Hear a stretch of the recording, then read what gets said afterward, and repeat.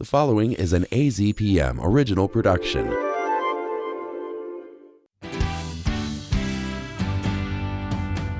Welcome to The Buzz. I'm Christopher Conover. This week, the Corporation for Public Broadcasting and its impact on local journalism. If you turn on your radio to listen to this or another public station, flip to your TV to watch your local PBS station, or stream a podcast from your favorite public media outlet, chances are the Corporation for Public Broadcasting, also known as CPB, had something to do with it. But since CPB's creation in 1967, its federal funding has been a target, especially among Republican lawmakers.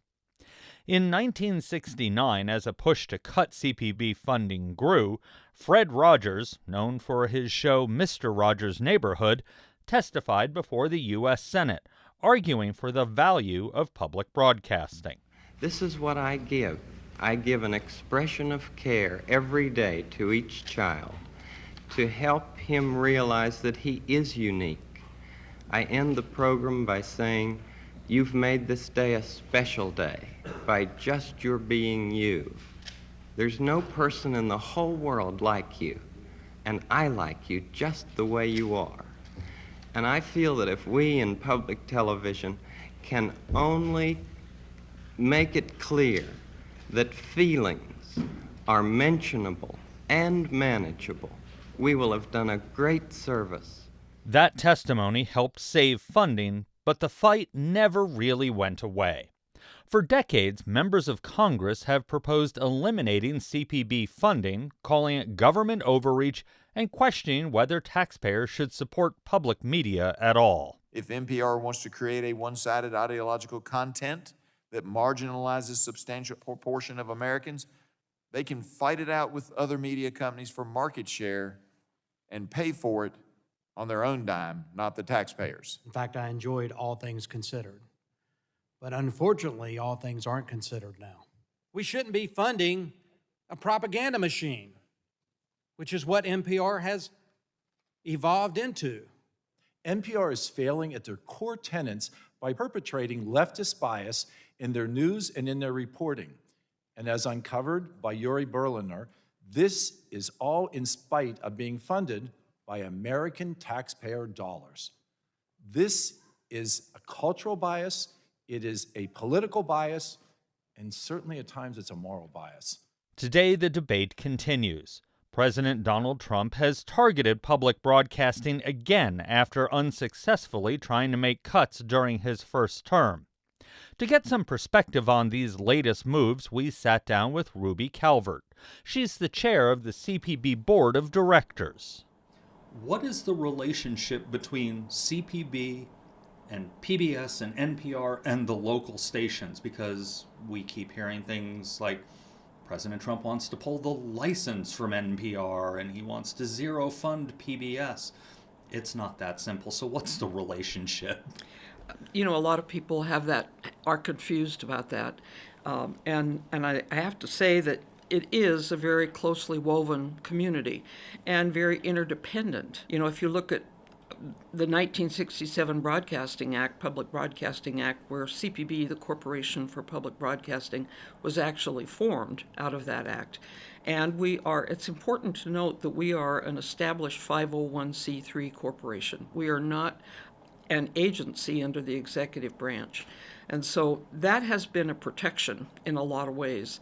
And so our relationship, so then we are established in 1967, and there are lots of educational public television and radio stations who have, NCE, non-commercial educational licenses at that point. And so then it became possible to get all those stations kind of in alignment under CPB to create this broader public media system. Corporation for Public Broadcasting then gets a grant from Congress every year, and that has changed over, the last 20 years, obviously. But that grant then is divided up between public television and public radio. 5% of the total grant that we get out of that federal appropriation is used for CPB purposes, leases and offices and staff, and 6% is saved for a what we call a station support services fund, and that we do a lot of things with that fund. But then the remainder, 89%, goes to public television and public radio stations, and it's all statutorily mandated how we divide that. So that's kind of the money tree and the money flow from Congress to CPB to public television and public radio. Now, NPR and PBS are separate entities as well, and they're both membership organizations. So not affiliates like NBC and ABC, but they are member organizations. And so, for example, a public television station where I came from in Wyoming, we paid our dues to PBS. A large chunk, in fact, most of our CPB appropriation went right to PBS because the dues were, they were maintaining our national program service. And so we were a member of PBS. We had access to all the PBS programs, as did every public television station who contributed member dues. NPR was the same way. Public radio could contribute to and be a member of NPR. And so they're very separate. And when somebody calls for us to say, well, can't you control NPR? Well, the fact is CPB cannot control NPR. They have their own board of directors. They have their own CEO, and ditto with PBS. And so we are very separate entities, but we're very closely interwoven. And like I said, interdependent, because at least for public television, we rely on the major market stations for so much of the primetime programming. I mean, everybody knows WGBH in Boston and what they produce, Masterpiece Theater and Nova and Nature and all those programs. And then if you look at the other station, which is a major producer, WNET out of New York, I mean, small stations couldn't produce those programs. And so there is that interdependency between stations and between CPB and other organizations. When you look around the world, public broadcasting in Europe is the big player. Commercial broadcasting is the small player. In the U.S., it's flipped over for any number of reasons. And it seems, as long as I've been in public broadcasting, which is coming on 30 years now of my career, we get these times where somebody in Congress with a loud voice is trying to reduce the funding or defund CPB.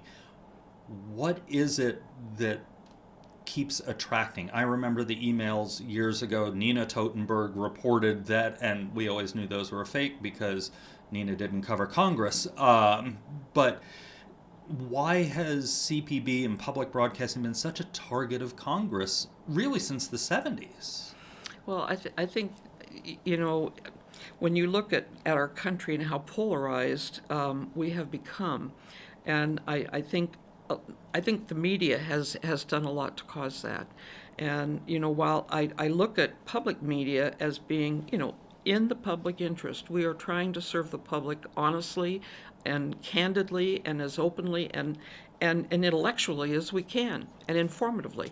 So I look at what we do in public media, and I feel like we are telling people as honest a story as we can, with as much facts and detail and context as we can. And when I watch local news, I always appreciate the local news from stations here in Tucson or at home in Wyoming, but they don't provide the context that public radio and public television do for news shows. And why that's flipped in Europe and here in the U.S., I don't really have an answer for that. The funding for the BBC, for example, has always been, they charge taxes on their televisions and do some other strange tax structure, but we don't have that. And there was talk for a while about having a checkbox on every tax return that would say so much of my, taxes should go to public media, but that has never happened. And it's just, we just have a plethora of commercial stations, and it's been a struggle for a long time.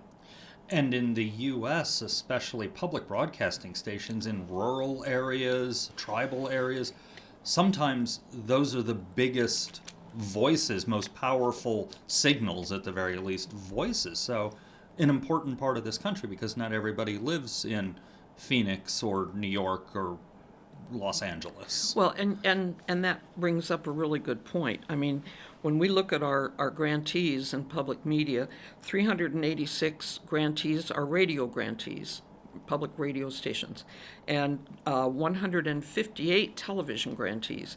Half of those, that total, are rural, classified as rural or tribal stations.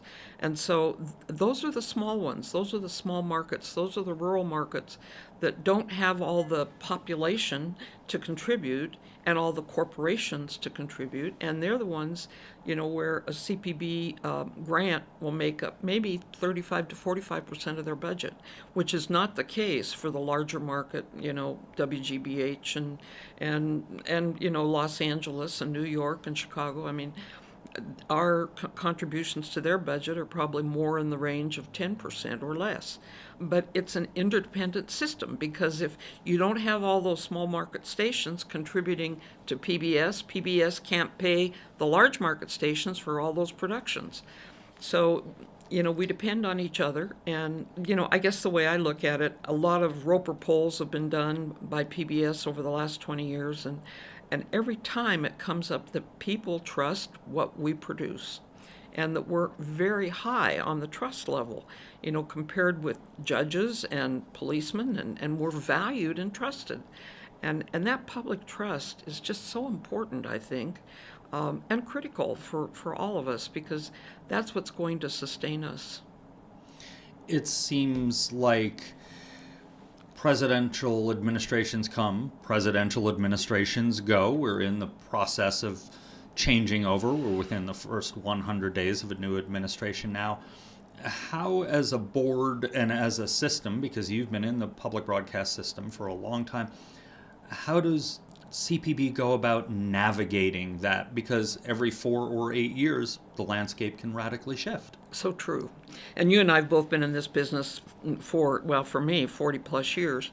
And I can remember back in 2012, we went through the Contract for America with, Newt Gingrich was on the Capitol steps and had a whole cadre of representatives and senators, and they were talking about big cuts to public media at that time. And I remember, because I was in programming at Wyoming at that time, and we were just, devastated. I mean, we couldn't believe that could happen. But, we fought the good fight. Every general manager appealed to their congressional delegation, showed them what we were doing, and we came around and out of that.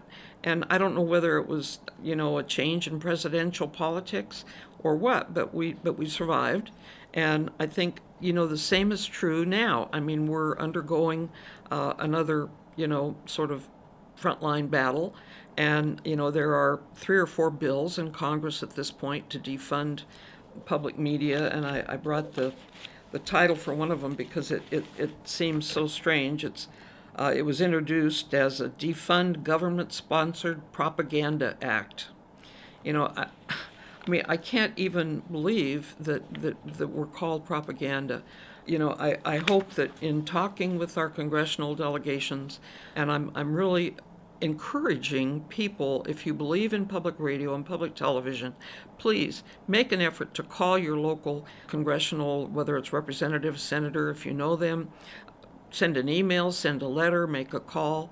I think it's really important for our congressional folks to hear from the homeland, the population out here, that we matter, that it makes a difference in their lives. And whether, all my children were raised on public television. They could all count, knew their colors by the time they went to preschool. So we do an incredible job of educating children. Just recently, we started a program because we've always had sort of a missing audience for people, for young people 12 to like 20 years old. Well, 2 years ago, I think it was, CPB awarded a grant to WNET to develop a part of American Graduate that's called Jobs Explained. And it looks at a lot of the jobs in this country: construction, oil and gas, the medical profession, and it shows young people what a job looks like, what you can earn, what it takes to get there. If you want to mentor, how you do that. I mean, I think that's such an incredible series, and it's had millions of hits at this point. So I think, we're trying to serve various segments of our audiences out there. What's fascinating, though, over the last, probably 5 to 8 years, is that we've seen our linear audience. That means the TV viewers who, the appointment viewing, oh my gosh, it's Masterpiece Theater tonight at 9 o'clock, we've got to be watching it, or the news hour at 7 or whatever. Well, that linear audience is declining, and the internet, the streaming audiences and the downloading audiences, that is greatly increasing, and we're seeing evidences of that right now, and I think we're fortunate. In so many ways that helps us, I think, because I was looking at some statistics for Wyoming, and we had a show on grass-fed beef that had 1 million views. We had a story on the Lincoln Highway across Wyoming, 9.3 million views of that show, which would never have occurred in just broadcast television, because we only reach 500,000 people. So it's really greatly increased our reach. The digital audiences have, and I think that's another plus for us in terms of visiting with our congressional people, because we expand our good. I've often called us programming of consequence, because I think we make a difference in people's lives. And it's interesting you bring up that digital side, because in the same answer that you mentioned, that gap audience, those 12 to 20-year-olds, because that's where they are. They're on that digital That's side. right. It sounds like you're saying that's where the public broadcasting future is. That's right. And we're navigating that right now, I think, with cost, because it requires a lot to broadcast, and new towers, new transmitters, and those are expensive. But digital distribution is also expensive, and the links, the terrestrial fiber and the contracts that we have to manage and initiate. We're discovering that, because right now we're looking at interconnection, which has been a part of our funding from Congress. We get a separate interconnection grant to interconnect all stations, as well as with NPR and PBS, because we have two separate systems, and we're looking at, can we be more efficient by having one system that both public television and public radio can use? And we're looking at that, and it's been a difficult thing to navigate, because two systems have grown up totally separate, and the governance is totally separate. And frankly, the way people use their programming with NPR and with PBS, I mean, you do in public radio do a lot more real-time, newscasts and broadcasts, and public television does a little bit, but not nearly as much as you do. So they are two very different systems, but we're looking at ways that maybe we can save money and be more efficient by somehow merging those, and that's been kind of a question. But I think as the digital world grows and builds and gets better in terms of equipment, I think we'll get there. It's just, maybe 5 years away. And with funding seeming a little tenuous, it's hard to say where we're going to be. I mean, could Congress cut our budget significantly? Absolutely.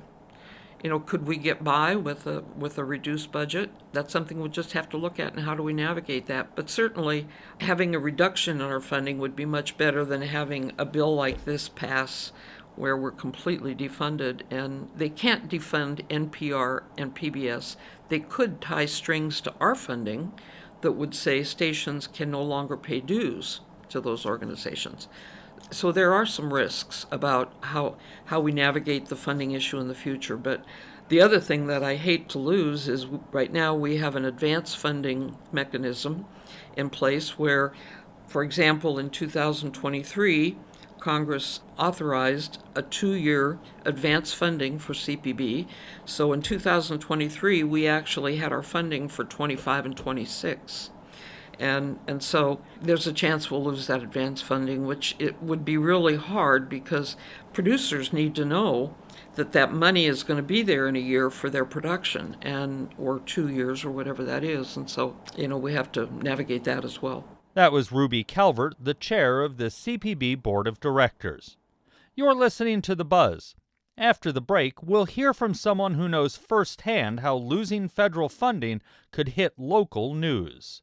Stay with us. We could all use a little help navigating the news these days. The Consider This podcast wants to give you a hand. 6 days a week, we'll help you make sense of the day's biggest news story and what it means for you in less than 15 minutes.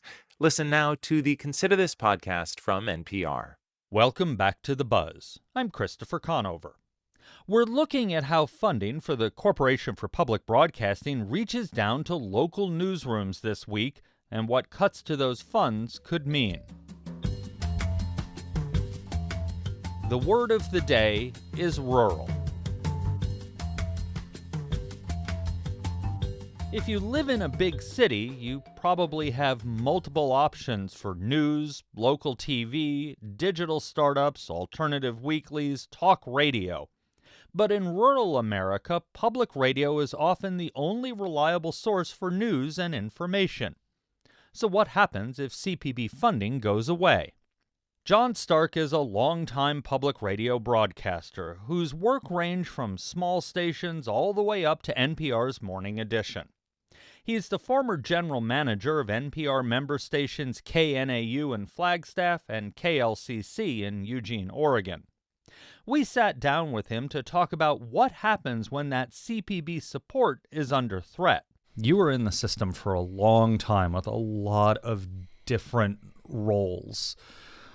From a local standpoint, from a local station, what does a potential loss or reduction of CPB funding mean? Really, it depends upon the radio station, so that we can segment public radio stations into large market, medium market, small market, micro market. I would say AZPM, KUAZ, is a medium-sized market, and KJZZ, WNYC in New York City, KQED in San Francisco are large markets. The stations that, for the most part, that I worked for in Flagstaff and Eugene, Oregon, are both small market radio stations. So the smaller the station, I believe, the more vulnerable it is with CPB elimination of funding. With the CPB funding, I know you also, especially when you were at KNAU and Flagstaff, did work with getting funding to stand up stations in tribal areas and more rural areas. I assume those, as you referred to them, probably the micro markets, those could really take a big hit and are very important to their communities at the same time. Yeah, so there are 4 Native American public radio stations that are CPB qualified. That means they receive CPB funds in Arizona. There is KUYI at Hopi, KOHN in Tohono O'odham, KNNB in White Mountain Apache, KGHR in Tuba City, which is Navajo. All 4 stations broadcast to audiences that are low income, where there isn't a whole lot of business in their community to financially support it with underwriting. Consequently, the Corporation for Public Broadcasting makes up a significant amount of their revenue. In fact, the Corporation for Public Broadcasting funding is structured to provide incentives for rural radio stations and for minority-controlled radio stations.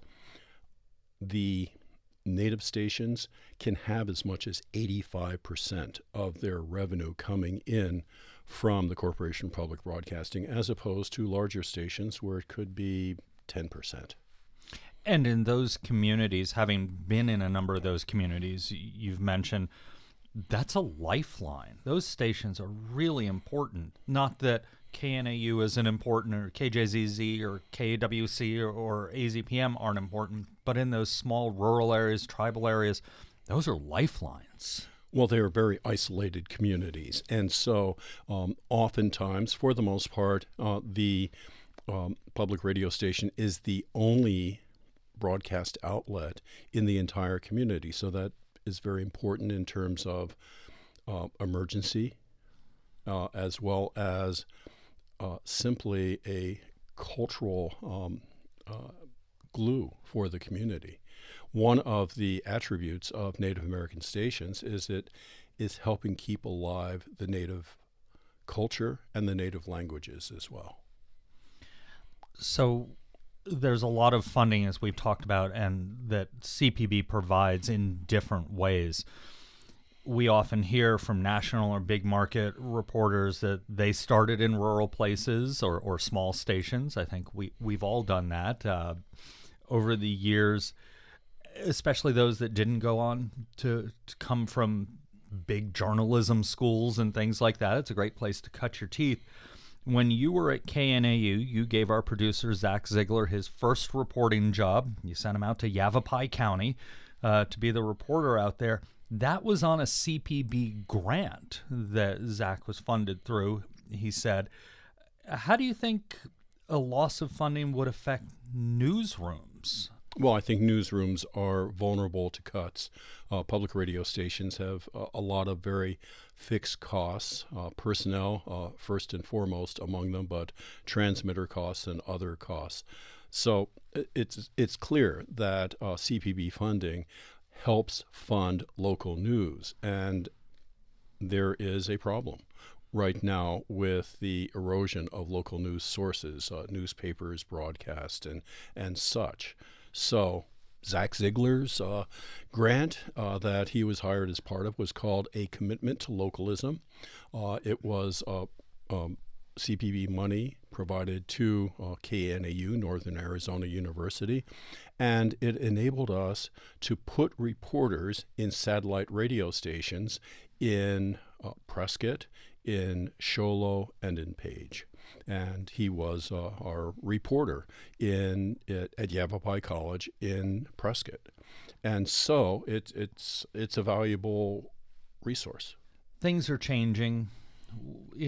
They made you the king of public broadcasting for a day. What do we need to do going forward, do you think, to make sure our audience is still there and we're serving our communities over time? Most immediately is to maintain funding for the Corporation for Public Broadcasting. It is under attack right now.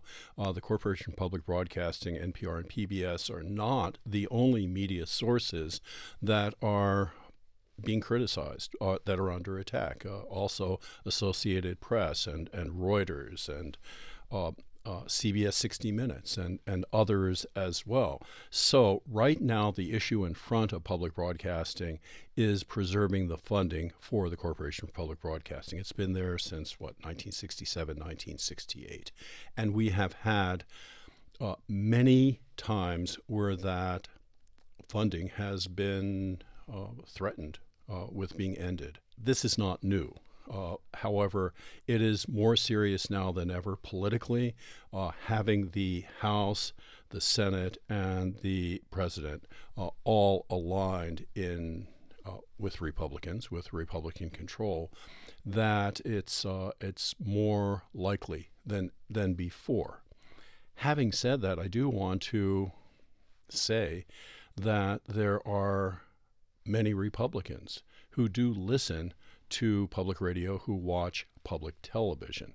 Back in that 1994 campaign to save federal funding, we put together a group of prominent Republicans to speak out on behalf of public broadcasting. Barry Goldwater, Richard Kleindienst, who was one of the Watergate, he was Attorney General under Richard Nixon, John Wetaw, prominent professor at Northern Arizona University, all very prominent Republicans and all very committed to public radio. So I think that right now, to my mind, part of the challenge to public broadcasting is to seek out allies in Republican circles.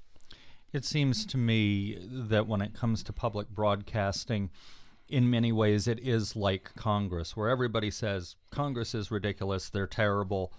Not my representative, though. And it seems when individual members of Congress are talked to, they generally, broad brush, like public broadcasting. It's just when they get together in a large group that they say things otherwise. Well, I think it's incumbent upon public broadcasters to, as well as the listeners, to approach the legislators and be persuasive, so that memorably, we did that in northern Arizona when our congressional representative was Rick Renzi, who was pretty hardcore Republican, and we were able to persuade him to support the Corporation for Public Broadcasting. And most notably, we were able to persuade Senator McCain to drop his opposition to funding for the Corporation for Public Broadcasting and accept a position of neutrality, which was a major victory. All right, John, well, thanks for spending some time with us and putting some perspective on the local station for us. Absolutely. That was John Stark, former general manager of NPR member stations KNAU and KLCC. And a bit of transparency. AZPM, like all public media stations, does receive CPB funding. For the fiscal year 2023-2024, AZPM received nearly $2.5 million in grant funding. That's about 15% of our budget. And that's the buzz for this week.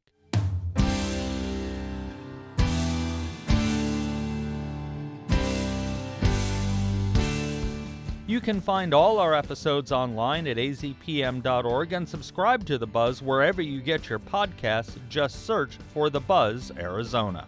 We're also on the NPR app. Paula Rodriguez produced this week's episode with production assistance from Zach Ziegler. Our music is by Enter the Haggis. I'm Christopher Conover. Thanks for listening.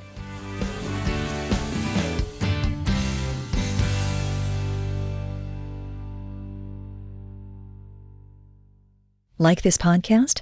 Your support makes AZPM original productions like this one possible. Donate at azpm.org/give.